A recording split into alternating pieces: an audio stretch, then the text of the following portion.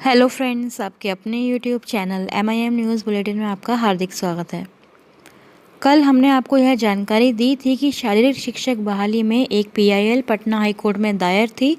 और पटना हाईकोर्ट ने अब यह आदेश दिया है कि पंचायत चुनाव की वजह से यह प्रक्रिया क्यों रोकी गई थी। और उसी आदेश के आलोक में उन्होंने शिक्षा विभाग के प्रधान सचिव संजय कुमार के साथ साथ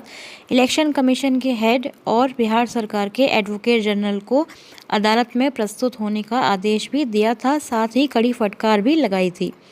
क्योंकि आप जानते हैं कि शारीरिक शिक्षक बहाली का जो डेडलाइन है, जो एक तय सीमा तय की गई थी पटना हाई कोर्ट के द्वारा, उसको भी बिहार सरकार ने क्रॉस कर दिया था और बहाली के नाम पर एक भी नियुक्ति अभी तक वहाँ नहीं हो पाई है। तो उसी आदेश की वजह से जो है कल पटना हाई कोर्ट में प्रधान सचिव संजय कुमार के साथ साथ इलेक्शन कमीशन के जो हेड हैं वह सभी वहाँ मौजूद थे, उनके वकील मौजूद थे।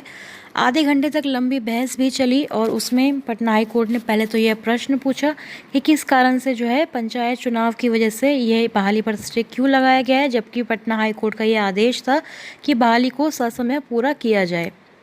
तो इस पर चुनाव आयुक्त के जो वकील हैं उन्होंने यह दलील पेश की कि जब ये नियुक्ति पत्र देने बाकी हैं और उसका काम जो है वो कई पंचायतों में मुखिया द्वारा किया जाता है और ये जो मुखिया के ही जो चुनाव हैं वह अभी बिहार में चल रहे हैं वर्तमान में, तो इस कारण से यह प्रक्रिया जो है रोकी जानी पड़ी थी, वरना तो नियुक्ति पत्र इत्यादि देने की बात केवल रह गई थी। बाकी शिक्षा विभाग की तरफ से सारी तैयारियां जो हैं, सारी प्रक्रिया जो है वो पूरी कर ली गई थी और अपॉइंटमेंट लेटर जो है वो मुखिया द्वारा ही दिया जाता है। तो इस कारण से पंचायत चुनाव के बाद अगर यह प्रक्रिया पूरी होती तो ज़्यादा अच्छा रहता। तो यह दलील जो है पटना हाईकोर्ट में पेश की गई। साथ ही जो शिक्षा विभाग है उसने यह अर्जी भी की कि पंचायत चुनाव के बाद हम यह प्रक्रिया कंप्लीट कर देंगे और इस केस को तत्काल डिस्पोज कर दिया जाए। लेकिन पटना हाई कोर्ट ने उनकी यह अर्जी ठुकरा दी, क्योंकि यह कहा गया कि जब केस चल रहा है, हाई कोर्ट में आदेश भी मिला था, वो तब भी बहाली जब पूरी नहीं हो पाई, तो फिर अगर केस डिस्पोज कर दिया जाएगा तो बिहार सरकार मतलब कि शिक्षा विभाग जो है वो कितनी तत्परता के साथ बहाली पूरी करेगी यह सभी जानते हैं। तो इसलिए दिसंबर महीने के यानी कि 12 दिसंबर को जब पंचायत चुनाव खत्म होंगे उसके अगले 2 हफ्ते के अंदर अंदर शारीरिक शिक्षकों की बहाली जो है वो कंप्लीट हो जानी चाहिए। अगर ऐसा नहीं हुआ तो फिर से पटना हाई कोर्ट जो है वो कोई ना कोई एक्शन लेगा।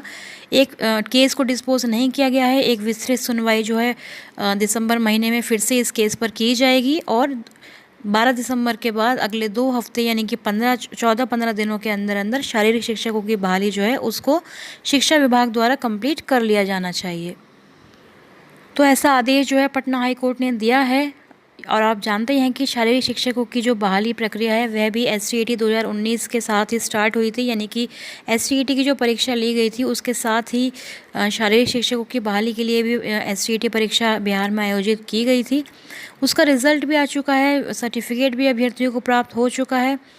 और कई बार हम यह पहले भी MIM न्यूज़ बुलेटिन ने आपको ये खबर पहले भी बताई हुई है कि शारीरिक शिक्षक बहाली के जो अभ्यर्थी हैं वह ज़्यादा उनकी संख्या नहीं है। 8,366 जो रिक्तियां थी उसमें से कुल लगभग 3-4 हज़ार अभ्यर्थियों का ही जो है इसमें चयन हो पाया है। लेकिन वह अभ्यर्थी इतनी कम संख्या में होने के बावजूद भी इतने ज़्यादा एक्टिव हैं। कई तरह के आंदोलन हमने देखा है कि पटना में जाकर इन अभ्यर्थियों ने किए हैं, लाठीचार्ज भी इन पर हुआ है। काफ़ी सारी मशक्क़त करने के बाद यह लोग जो हैं, यह अभ्यर्थी जनता दरबार में भी पहुँचे हैं, शिक्षा मंत्री के पास भी गए हैं। तो किस तरह से हम देख रहे हैं कि इतने कम अभ्यर्थियों ने मिलकर जो है अपनी बहाली का रास्ता किस तरह बिहार सरकार से साफ करवाया है। पटना हाई कोर्ट तक यह लोग पहुंच गए, PIL दायर कर दी और देखिए इतना उसका असर हुआ कि अब 2 हफ्ते के अंदर अंदर पंचायत चुनाव के बाद जो है इनकी बहाली प्रक्रिया पूरी की जा सकती है।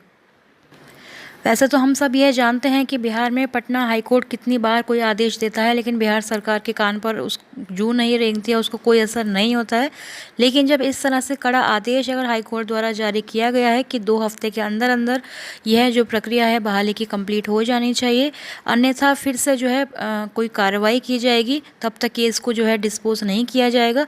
तो इससे हम STET अभ्यर्थियों को भी सबक लेने की ज़रूरत है। हम यहाँ पर मेरिट और नॉट इन मेरिट के झगड़े में फंसे हुए हैं। इसकी जगह हम सबको एक मंच पर आकर एक आंदोलन करना चाहिए, जिससे कि 7th फेज़ का नोटिफिकेशन जारी हो और सरकार उससे पहले सर्टिफिकेट जो है इशू करने का काम तेज़ी के साथ कर पाए।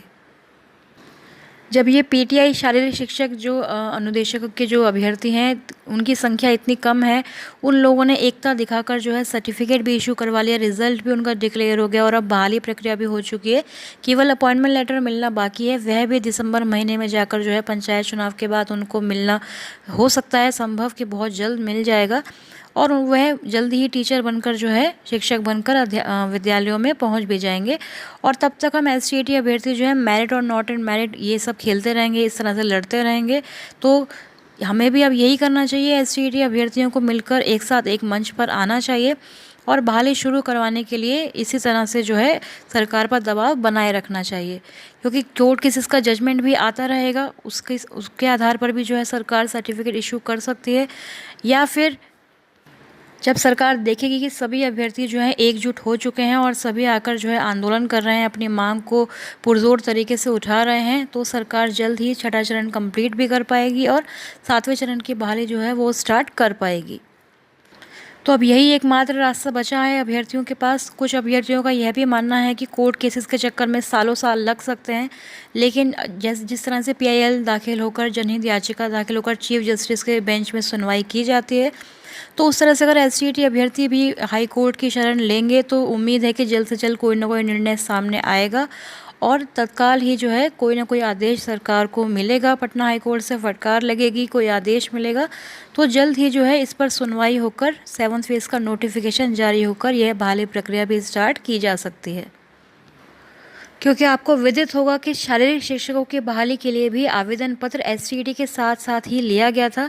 तो मामला चाहे शारीरिक शिक्षक एवं स्वास्थ्य अनुदेशक का हो या फिर एसटीईटी अभ्यर्थियों का, हाईकोर्ट का आदेश मिलते ही सरकार तुरंत एक्शन लेती है और लेना भी चाहिए। तभी जो है बिहार सरकार गुणवत्तापूर्ण शिक्षा का जो दावा करती है उसको वह पूरा कर पाएगी।